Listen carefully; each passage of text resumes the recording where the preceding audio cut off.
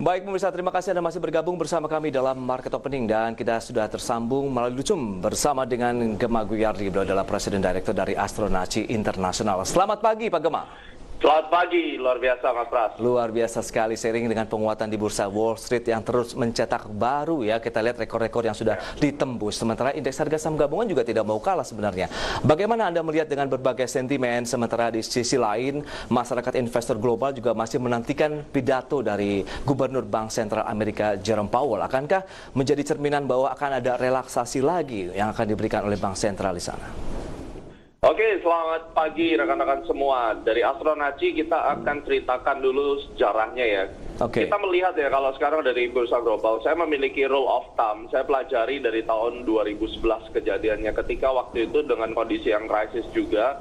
Saya melihat bahwa ada satu hal yang cukup ganjil di mana menurut saya ini adalah agenda daripada elit global kalau orang bicara seperti itu.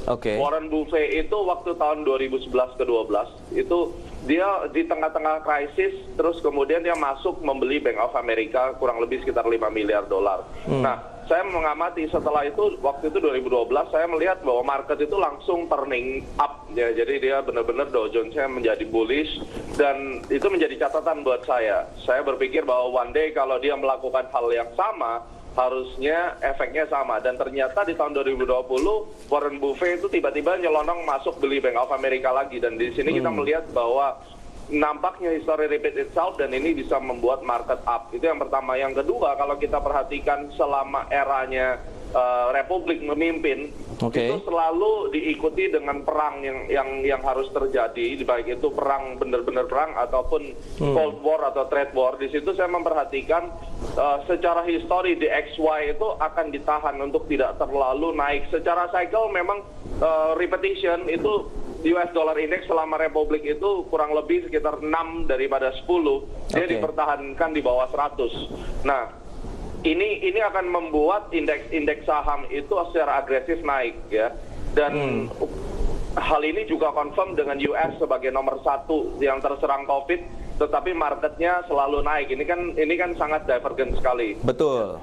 Dan Dow Jones ini nampaknya ya memang ke arah 28.000 sekian, dan ini terbukti dari awal Maret. Saya sudah lihat bahwa market itu harusnya tetap bull karena udah price in. Demikian karena korelasinya 70%, maka IHSG juga akan mengikuti.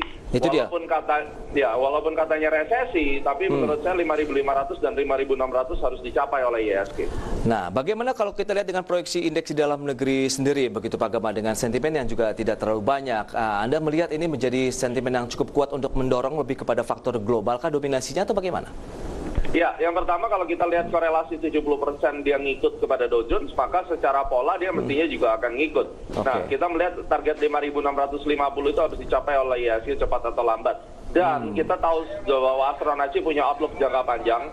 Kita saat ini berada di dalam wave 4 konsolidasi yang panjang hingga nanti 2022 baru nanti akan bullish lagi. Artinya bisa disimpulkan COVID ini akan bertahan 2020, 2021 dan mulai reda apapun itu nanti 2022 baru akan naik. So sekarang kita tetap melihat bahwa COVID itu sudah price in, resesi juga secara real life juga tidak terlalu menakutkan buat orang-orang di Indonesia, sehingga confidence daripada masyarakat dengan adanya bantuan juga yang akan digelontorkan stimulus di Indonesia ini akan mendorong IHSG naik. Oke, bagaimana dengan pidato Jerome Powell nanti malam?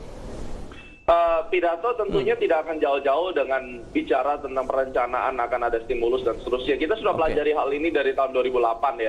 Bedanya adalah 2008 itu waktu itu dia gelontorin 750 miliar dalam bentuk cash. Setelah itu krisis berikutnya dia belajar tidak dalam bentuk cash tetapi quantitative easing. Nah, dalam bentuk stimulus yang sekarang ini mungkin di-combine antara 2008 dengan setelahnya ya. Waktu itu quantitative easing 2013 kalau tidak salah antara itu ya.